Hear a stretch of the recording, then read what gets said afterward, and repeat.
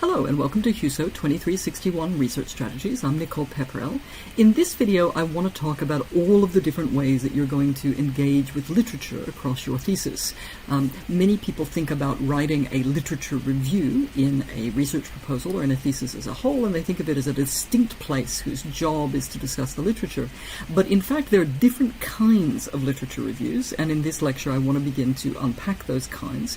And there are also other ways that you will engage with literature in your thesis that have nothing to do with a formal literature review section.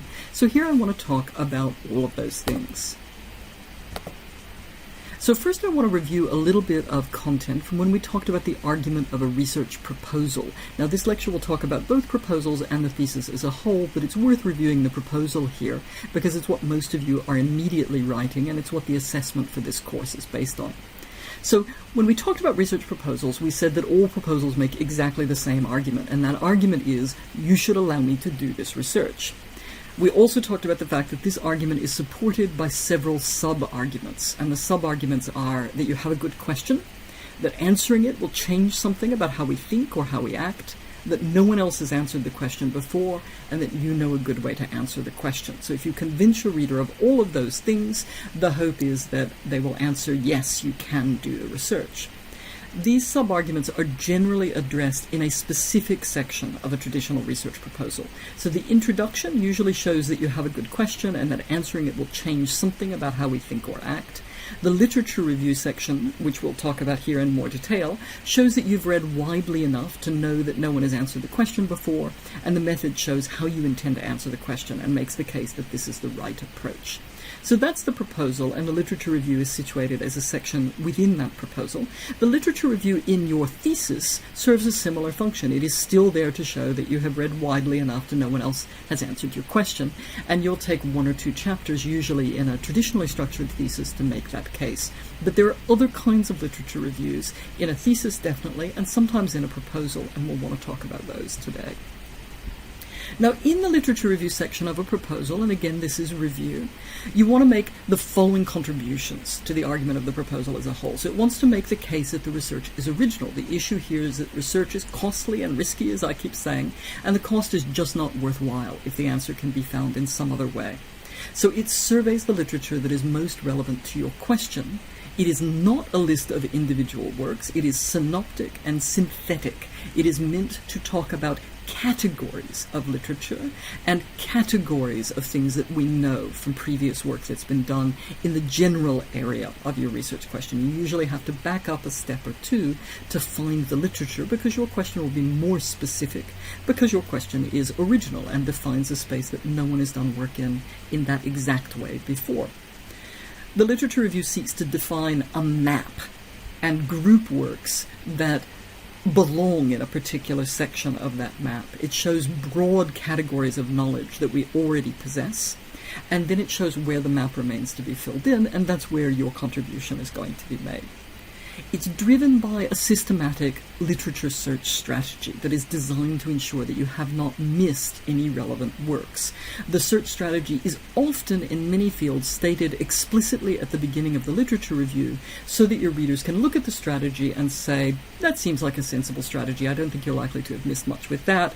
Or they can say, I want to replicate that strategy myself, I'm going to double check and see if I might come up with something you missed. Or they can say, actually, I would recommend you rerun this strategy and here are some other search terms you might use.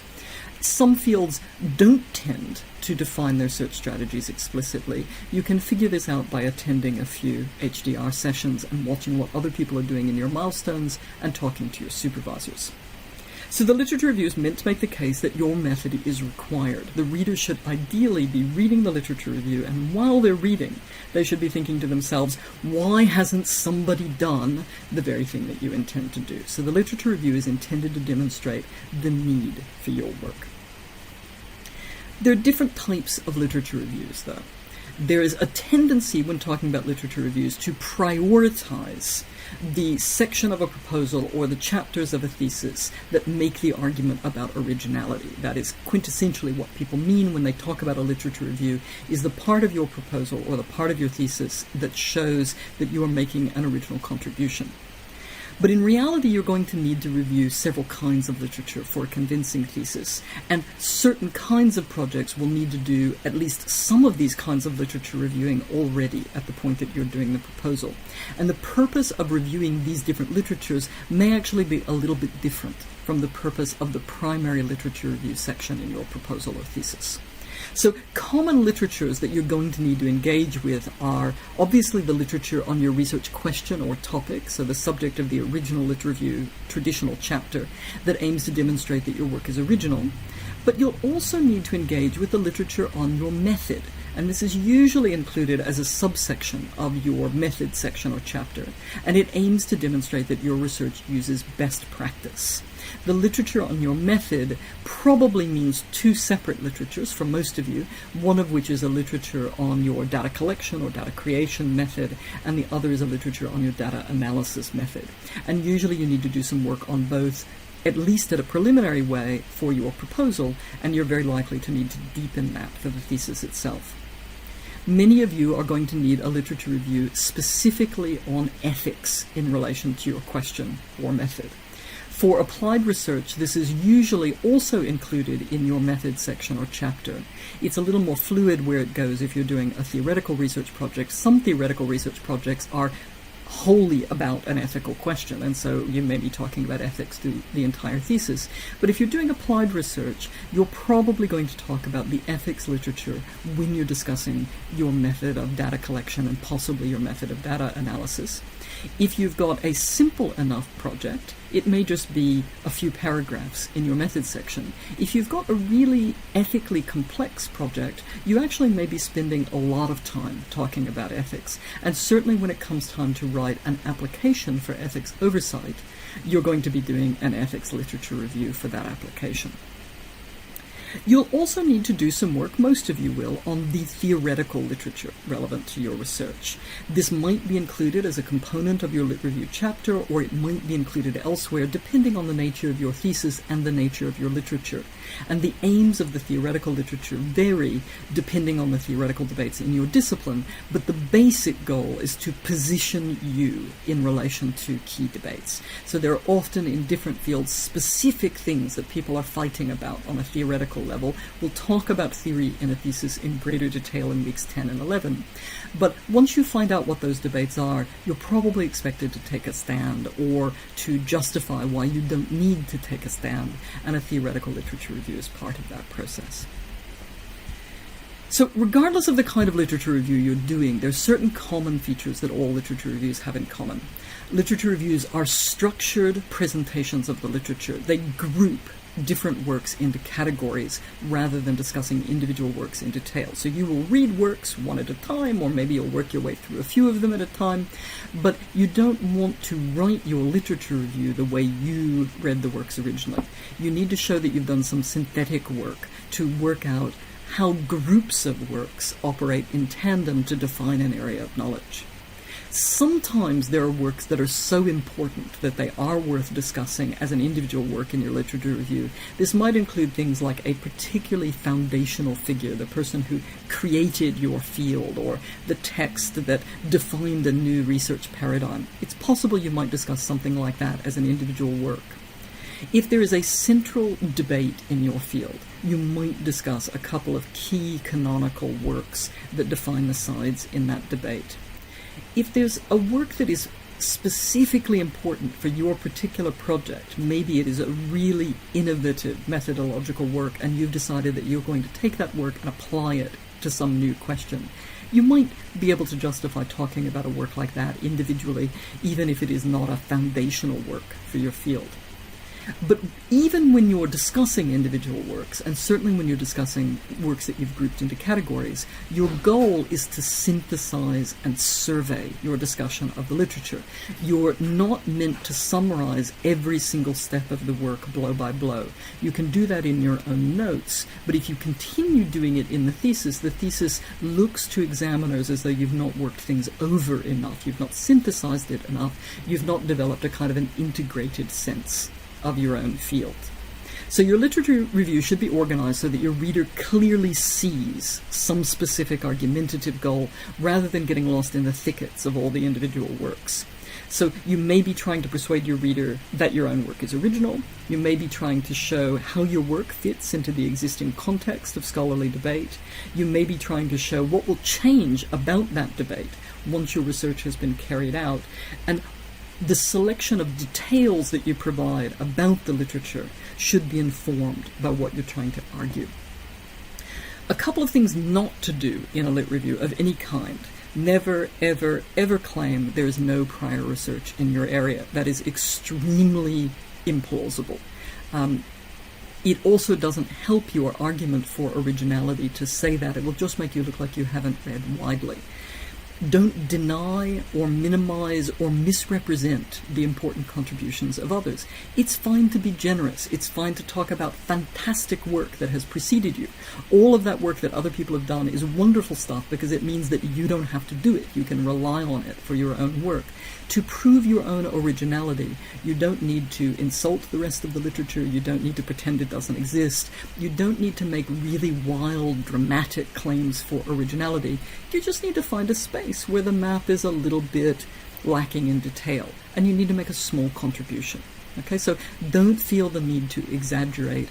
Be strictly and scrupulously honest in your treatment of the literature.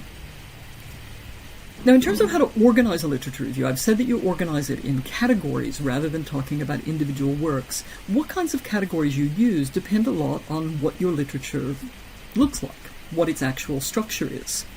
And those structures might be thematic, so you may have a literature that's very, very easy to take a look at groups of work and organize them into themes. It may be historical. There may have been major changes over time in how people tend to treat problems in your field, and so it makes most sense to talk about how your research area was talked about in the 19th century, in the early 20th century, in the mid-20th century, and now. Methodological. There may be key differences in the methods that people use, or in something called methodology, which we'll talk about in a couple of weeks, which is sort of the philosophy that binds together certain kinds of questions and certain kinds of methods. So if there's significant differences in methodology or method in your literature, that may be a reasonable way to group works together. Schools of thought or theoretical approaches are common ways to divide up the literature in some fields. And again, you'll tend to know that this is the case because other literature reviews will talk in terms of schools of thought or theoretical approaches and debates. Key debates, which might be about theory, they might be about method, they might be about how you ask the question that you're asking, they might be about what the proper object of study is, but many fields have certain big arguments, and you can divide the literature up by how people side with one side of the argument or another. Sometimes there are different ways of posing the basic question that you're asking, and the literature might be able to be organized based on how people ask the questions they're asking about their object of analysis. This is not an exhaustive list. There are many, many ways of organizing a literature, and essentially you have to go out and look at the literature and see how to organize it. I'll record another video that talks about strategies for orienting yourself to literature that will talk a little bit about how to get a feel for the shape of your literature quickly and efficiently, and how to learn how other people tend to describe the shape of your literature, because that can be helpful in thinking about how you'll describe it. So, taking a look at the different kinds of literature reviews that you might do in your thesis, I want to talk a little bit about the different argumentative goals of each one. So the main literature review section or chapter is the easy one. It's the one that we've been talking about. It's the one everyone thinks about. Its goal is to address a worry that because research is risky and time-consuming, there's no need to take the risks if we can just look up the answer. So the goal of your main lit review chapter is to say, actually, we do need to take these risks. We do need to spend this time. No one else has answered this question in the way that I'm going to be answering the question, and I'm making a valuable original contribution here. So that's its main goal. But there's actually a significant secondary goal, and it's something that's quite important to keep in mind when you think about your literature work in general. The significant secondary goal for your main lit review section or chapter is to demonstrate that you're trustworthy. Okay? There's a reason that literature figures particularly heavily in this. Generally speaking, your reader knows something already about the literature, particularly a reader who's going to be an independent panel member on a milestone, or an examiner for a thesis, or a reviewer for a conference paper or journal article. They will have been chosen for those roles because they already know something about the general space in which you're working. Even if they don't happen to know every single piece of literature you cite, they have access to the literature to double-check the claims you're making about the literature. So the literature is something to which your readers generally have access that is equivalent to the access that you have had. And one reason that people list their search strategies sometimes at the beginning of a literature review chapter is in fact to make it easier for readers to replicate the process you went through to find the literature. You don't want to make this hard, because, as I'll talk about in a moment, this is one of your main ways of establishing trust with the reader. This is an area where you and the reader both have the capacity to look at exactly the same things and hopefully get the same things out when you look at that same object. Now, until you become a very, very prominent scholar, your reader does not know anywhere near as much about you as they know about the literature. So the literature is something on which they have reasonable expertise, but you are a relative unknown. Even after you become very prominent, the reader still doesn't have direct access to what happened during your research project. If you've gone out and collected data somewhere, the reader is not sitting there on your shoulder the whole time looking and seeing what you see. They only know what you tell them about your research. And this poses a particular problem. Why should they trust you? All they have is your account of what happened. All they have is your description of what your data has. How do they know they can trust you? The literature review plays a role in establishing that trust, and it's because it's the area where you and your reader both can look at the same object, and your reader can see what you say about that object, your reader can see what you say about the literature, and they can say, yeah, that seems fairly sensible. This person did a good analysis of the literature, they don't seem to be hiding anything. I think I can trust them with other components of their research. So the reader can double-check what you say about the literature against the published literature itself, and the discussion of literature then becomes a kind of a proxy. And you will have seen this in articles about what examiners examine. The literature review is very important to how an examiner comes to an opinion about the quality of the training and the integrity of the person who's written a thesis. So by looking at how you treat the literature, the examiner or the reader or the journal editor can start making opinions about how careful are you. And your care is demonstrated by things like how comprehensively have you searched? Have you done detailed enough citations that it's fairly simple for someone to figure out what you're talking about? How accurate are you? Are you making very strange statements about the literature that don't seem to correspond with what the reader knows about it? Are you being honest? Or are you sweeping under the rug inconvenient studies that don't align with what you need them to say? Or are you minimizing other people's contributions? Or are you characterizing someone else's argument incorrectly? And then the depth and breadth and insight that you have into the literature.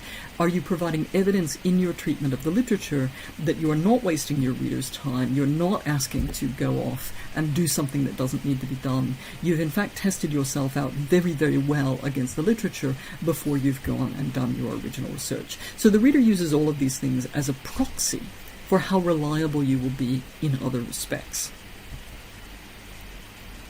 Your method section needs literature reviews of its own, and a bit like with any other kind of literature review, part of the issue here is about establishing trust by showing that you have bothered to do a depth and a breadth of reading in relevant method. Occasionally there will be a thesis that is actually trying to innovate in method, where the goal of the thesis is in fact a methodological or a method-based one, rather than about the findings per se. If that's the case, your method literature review may look a lot like a standard literature review. It's trying to make the case for originality. But for most theses, the method section is not trying to be original, and it can hurt a method section if it looks unintentionally original. If you're innovating in ways where you don't seem to be aware that it's an innovation, that can actually hurt your method section quite a lot. So a method literature is designed to show that you are a sensible, cautious, reasonable researcher, that you're not going to just haul off into the field and start doing a bunch of stuff and hope that it works. You're going to learn from the accumulated knowledge in your discipline. So the method literature review will show that you are aware of common mistakes and errors that other people have made when they've attempted similar things. They're going to show that you're aware of best practice for the use of your method. And they're going to show that you know the kinds of questions your method is best at answering. Now, sometimes you will need to justify a deviation from what is regarded as best practice, or you're going to use a method unconventionally to answer a kind of question it's not normally used to answer. That's okay, as long as you show that you're aware of the problem, you know the literature, you're aware that this can be an issue, and you have sensible reasons for doing something a little bit differently. So the problem is not doing something different, the problem is not showing that you are aware that you're doing something different. How do you show that you're aware? You show it by engaging with the literature. So we'll talk more about a method section or a method chapter in a couple of weeks, but to anticipate that briefly here, method sections can generally be divided into to-do lists, just lists of the actual steps that your research is going to take, and rationales, which are kind of analyses of why the steps are appropriate given your research question. A method literature review is generally designed to strengthen the rationale dimension of your method section. It can also, though, help you fill in gaps in your to-do list by reminding you of best practice. It is pretty common when you are new at research design to assume or leave out or forget about or not know about sections, steps in your method. So by reviewing the literature well, you can make fewer mistakes, you can take more into account, and you can show greater comprehensiveness in your method design. And then you will also become aware of how to make an argument for why the steps you're taking are the right steps to take.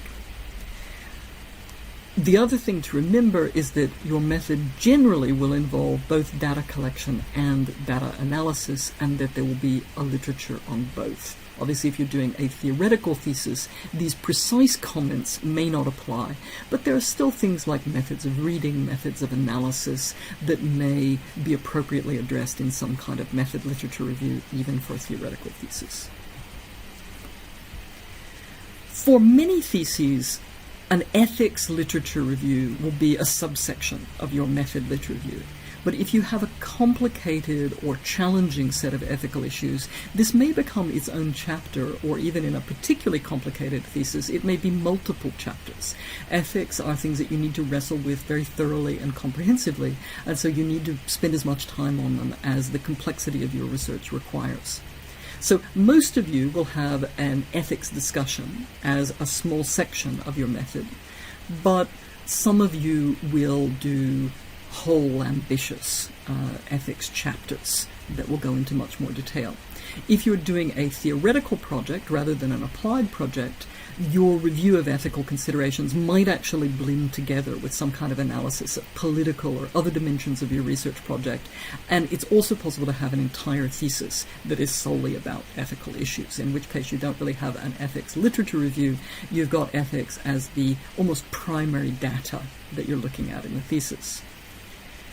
Now, the goals of an ethics literature review include all of the sorts of goals of the methods literature review. So you want to show that you're aware of common mistakes, you want to show that you know best practice, you want to show that you're aware of the kind of ethical challenges that are posed by your specific research question, and then you also want to do a couple of additional things. You want to show that you're capable of thoughtfully using the literature to identify possible harms that could arise hypothetically from your research, and that you can also mobilize the literature to analyze how to prevent or minimize these harms. So rather than having to lean back in your chair and think to yourself, what could possibly go wrong, it's better to do a reasonable amount of reading and to see what has gone wrong in the past and what people are worried about might go wrong in the future, and show that you're using that reading to do a thorough analysis of the risks and how to minimize the risks of your project.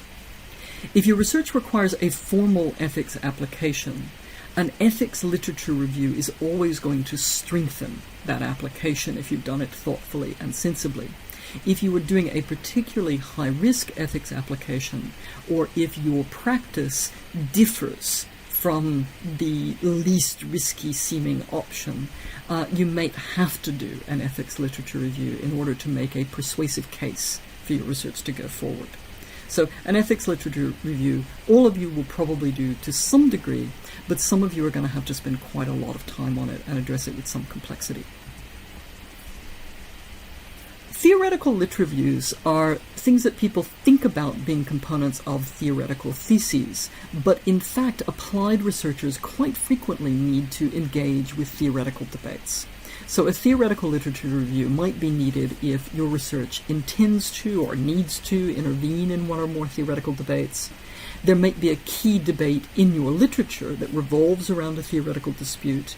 You might intend to apply a particular theory or set of theories to a problem, and these are things that can crop up in very applied research. So it is not something that you get a pass on if you're just planning to be an empirical researcher. Theoretical disputes tend to distribute themselves all through the literature, and we'll talk more about this in weeks 10 and 11. But for some of you it might make sense to focus early on theoretical lit reviews because they may be a bit more challenging or a bit more unfamiliar to try to thread your way through. Theoretical literature reviews are more likely to need to explore individual texts, although that's not a foregone conclusion. Some fields it's very easy to group people into theoretical or sometimes political persuasions, and you can talk about them as groups, and where you can, that's usually useful. But sometimes you'll be focusing on a major theorist or two and fights over their influence over the field. Even if you're focusing on individual texts, your goal is to synthesize and draw out what is specifically important to the research at hand. Unless you are doing your entire thesis on a specific theorist, you don't need to go into the minutiae of every single thing a theorist says. Often theoretical figures write a lot, and often their texts are a bit complex to read. It's fine to focus on drawing out the dimensions of the theoretical works that are specifically relevant to debates that affect your research. If you discuss individual works, try to read those works rather than secondary commentaries on them. This is complicated. Theoretical works are often more difficult to read than applied research, and so people often make use of secondary commentaries. But secondary commentaries sometimes are wrong. They misinterpret theorists, they get something slightly wrong, or just the chain of transmission from the theorist through the secondary text to you multiplies the chances of misunderstanding about the theoretical stakes. That said, sometimes the original theorists in your field are so complicated and so wordy that it's not worth your time to go and read them in their entirety. If you've got a field where somebody like Immanuel Kant is heavily influential, you're probably not going to go off, or Hegel or something like that, and read all of the things that they've written. So if you need to use secondary commentaries, the important thing is to make clear when you write that you are presenting the argument of specific commentaries rather than the argument of the original theorists. So if you're relying very, very heavily on Pippin's work on Hegel, say that you're talking about Pippin, not that you're talking about Hegel or whatever the relevant theorists are. If you're using, someone like Rabinau who's interpreting Foucault, don't say Foucault says this, say the commentary says that. Okay? Your goal in a theoretical literature review, if you're an applied thesis in particular, is to clarify where you stand in relation to a core theoretical debate, or to clarify that you do not need to take a position in that theoretical debate. Sometimes you've got a theoretical debate that's really important to many people in your field, but for various reasons you think it's actually not important for your thesis to take a side. You can make that kind of argument as well, but you have to spell out why. So the theoretical literature review is about showing that you understand the stakes of the theoretical debate and that you can position yourself in relation to that debate. Now, The things that I've just summarized all count as literature reviews of a sort. There's a full literature review chapter, literature review sections of method chapters, and sometimes of other chapters where you might summarize theoretical debates, but they are all distinct places where you might analyze lots of works in a short span of text. But that's not the only way that you're going to engage with literature in your thesis.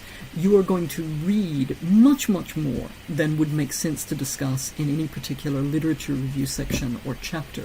You're going to be reading things that don't showcase the originality or the sensibility of your method or where you stand in key theoretical debates, but that are still quite important for you as you go about your research.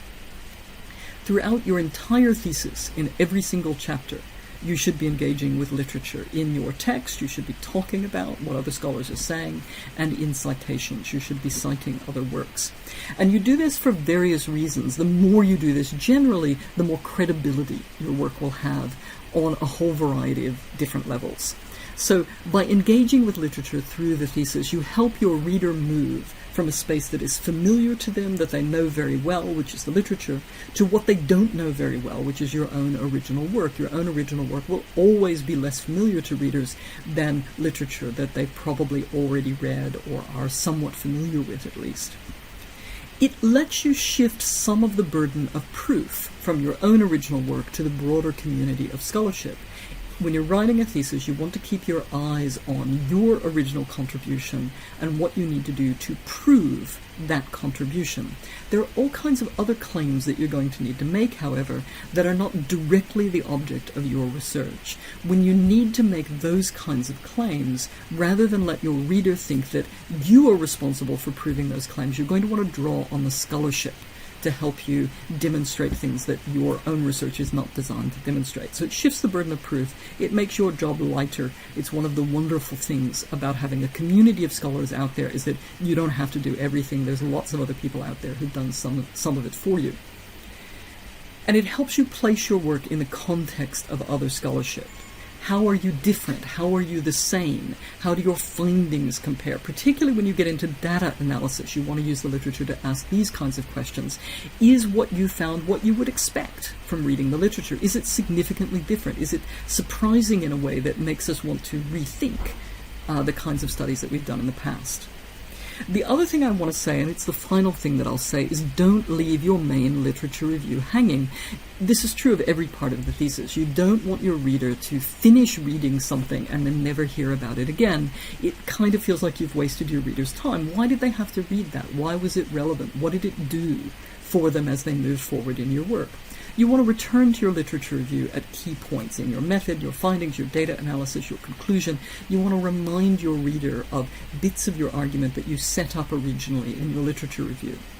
You want to show your reader that your text is an integrated whole and that everything you've asked them to read has a purpose. This is easier to do for a proposal than for your thesis as a whole, and you'll probably find that you will significantly rewrite a literature review chapter or section of chapters as you finish and move forward through the thesis, because your sense of what you need to do with those literature review components will change as you move forward with your research. You want to underscore the originality and significance that you promised your reader at the beginning your research was going to have by reminding readers later of those promises. Call back explicitly to the earlier sections or chapters and show them how you've kept that promise. Okay, so you'll be engaging with literature constantly, and it does a lot of work for you in the thesis. There is another lecture on practical strategies for orienting to research that you can use if you're not totally sure where to get started or how to orient yourself in choosing what to read.